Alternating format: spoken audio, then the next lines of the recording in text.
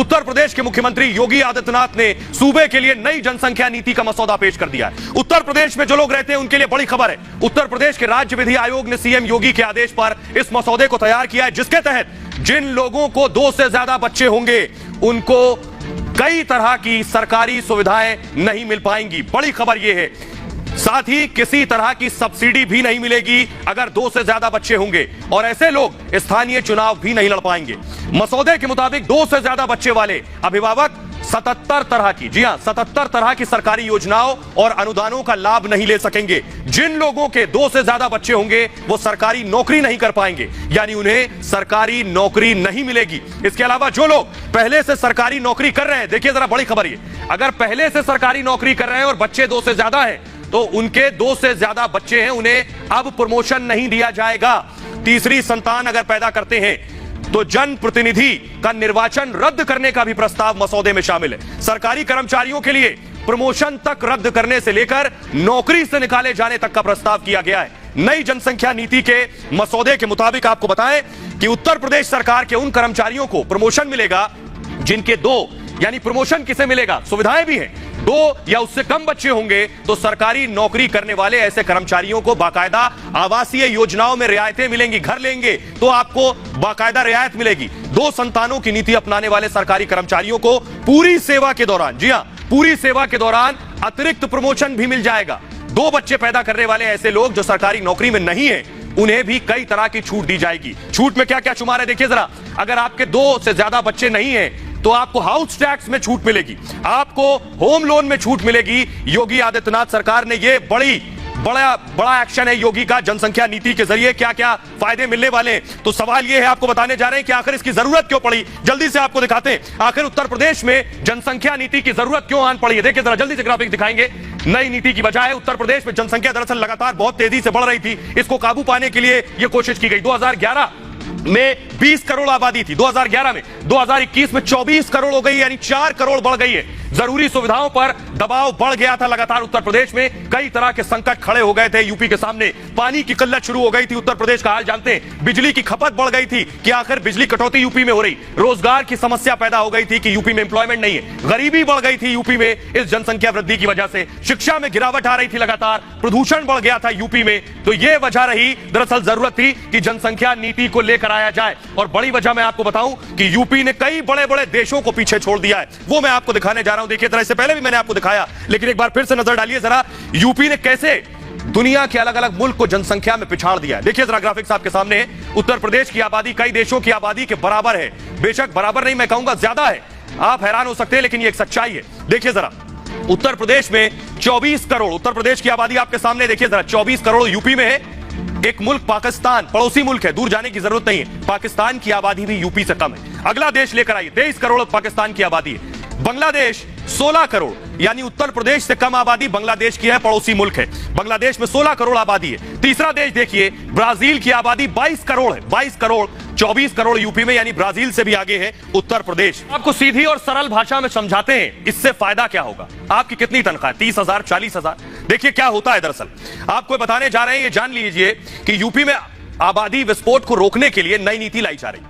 उसमें क्या क्या है ये भी हम आपको बता दिया है, लेकिन अगर ये नई नीति आती है तो इससे फायदा क्या होगा यह समझना जरूरी है। इसे समझाने के लिए आपको एक उदाहरण हम दे रहे हैं, जरा इसे समझिए।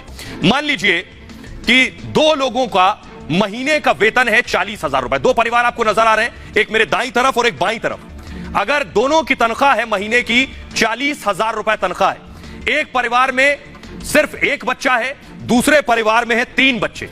अब जरा सोचिए दोनों परिवारों में कितना फर्क आ जाता है केवल बच्चों के आधार पर।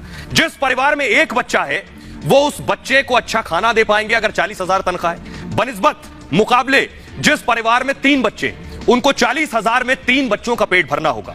लाजमी है कहीं ना कहीं खाने में कुछ ना कुछ कमी रह जाएगी। ऐसे ही बात एजुकेशन की कर लीजिए, बच्चे की पढ़ाई, दोनों की तनख्वाह, दोनों परिवार की तनख्वाह 40-40 हजार रुपए है, एक के 1 बच्चा है, एक के 3 बच्चे हैं। ऐसे ही शिक्षा, जिसके 1 बच्चा है उसे 1 ही बच्चे की फीस देनी है, वो अच्छे स्कूल में दाखिला कराएगा, लेकिन जिसके 3 बच्चे हैं वो उसी 40,000 में 3 बच्चों को पढ़ाएगा। दाखिला कराने से पहले स्कूल की फीस और अपनी जेब दोनों देखेगा। नतीजा क्या होगा, औसत स्कूल में दाखिला कराना मजबूरी हो जाएगा।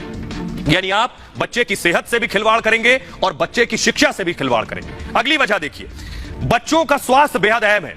अब जिस परिवार के एक बच्चा है वो अपने उस एक बच्चे के स्वास्थ्य का ध्यान बेहतर तरीके से रख पाएगा जिसकी 40,000 तनख्वाह होगी और एक बच्चे की परवरिश करनी है। जिसके 2 से ज्यादा बच्चे होंगे वो उस तरह से ध्यान नहीं रख पाएगा, क्योंकि डॉक्टरों की फीस से लेकर बच्चों के टीकाकरण और अस्पताल की फीस की बात मैंने की, इसके अलावा मेडिकल स्टोर का खर्चा, मान लीजिए दवाइयों का, ये सारे इंतजाम करने होंगे जो सीधे सीधे आपकी तनख्वाह पर असर डालेंगे। आधुनिक शिक्षा की बात करिए, पेशेवर शिक्षा की बात करिए, 40,000 जो कमा रहा है तो वो जब शिक्षा देगा, पेशेवर शिक्षा, तो शिक्षा आज के दौर में काफी महंगी है लेकिन जरूरी भी है। ऐसे में जिस परिवार में एक बच्चा है वो उसे अच्छी पेशेवर शिक्षा दे सकता है। थोड़ी प्लानिंग करनी होगी बस। जिस परिवार में 2 से ज्यादा बच्चे हैं वहां उन 3 बच्चों को एक जैसी उच्च शिक्षा देना मुश्किल हो जाएगा। नतीजा ये होगा कि यहां भी औसत कॉलेज ही देखना पड़ेगा। तो यानी सीधे सीधे इसका नुकसान क्या है ये मैंने आपको बताया। अब आपको बताते हैं, जल्दी से सुनिए यूपी के लोग क्या कह रहे हैं। आबादी के लिए हंटर तो योगी ने चला दिया है, क्या यूपी के लोग इसे स्वीकार रहे हैं? क्या यूपी के लोग गुस्से में हैं या उत्तर प्रदेश के लोग खुश हैं? कह रहे हैं ये और पहले होना चाहिए था। सुनिए जरा। जनसंख्या कम होना चाहिए जी, बेहतर फैसला है। सरकार को हम लोग कोटि कोटि धन्यवाद देते हैं।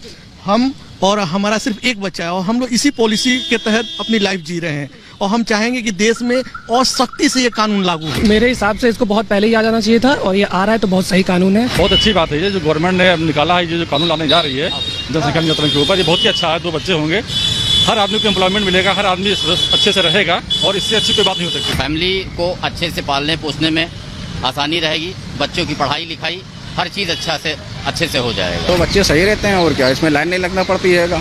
जैसे कंट्रोल में लाइन लगी है, अस्पतालों में लाइन लगी है, इससे सीमित रहेगा, हिसाब किताब उसका बना रहेगा। कि आज की डेट में जो भी दिक्कत आ रही है वो सारी पॉपुलेशन की वजह से आ रही है। अगर करप्शन भी है कहीं तो वो पॉपुलेशन की वजह से है।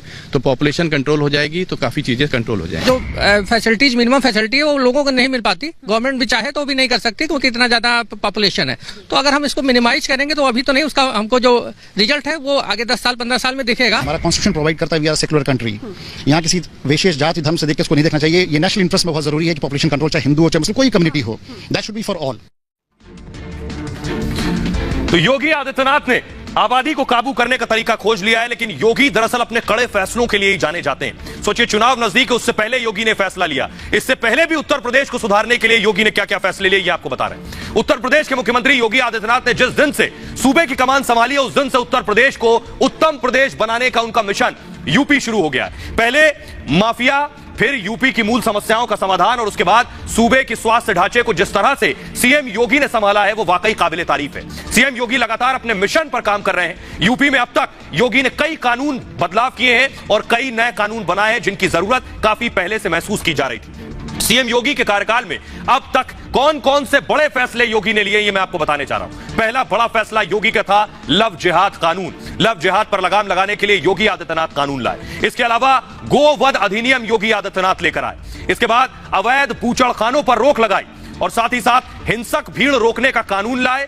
तोड़फोड़ की भरपाई पर कानून लाए कि अगर तोड़फोड़ करेंगे तो भरपाई भी आपकी जेब से होगी। विवाह पंजीकरण पर भी योगी आदित्यनाथ कानून लेकर आए हैं। लेकिन अब सवाल यह है कि क्या सिर्फ यूपी में यह कानून की जरूरत है, क्योंकि पूरे देश की आबादी तेज रफ्तार से, बुलेट ट्रेन की रफ्तार से बढ़ रही है। जैसा मैंने पहले आपको बताया कि चीन को भी हम पीछे छोड़ देंगे, तो क्या इसी तरह का कानून पूरे देश में लाने की जरूरत है? यह मैं इसलिए कह रहा हूं, जरा देखिए पूरी दुनिया के मुकाबले हम कहां खड़े हैं। उत्तर प्रदेश, मैंने आपको बता दिया, उत्तर प्रदेश वो राज्य जो बड़े बड़े मुल्कों से आबादी में आगे, लेकिन भारत भी पूरी दुनिया के अलग अलग देशों से आबादी में कहीं आगे। देखिए जरा, मैं आपको दिखाने जा रहा हूं हिंदुस्तान कहां खड़ा है आबादी के मामले में। योगी वाला कानून पूरे देश में चाहिए।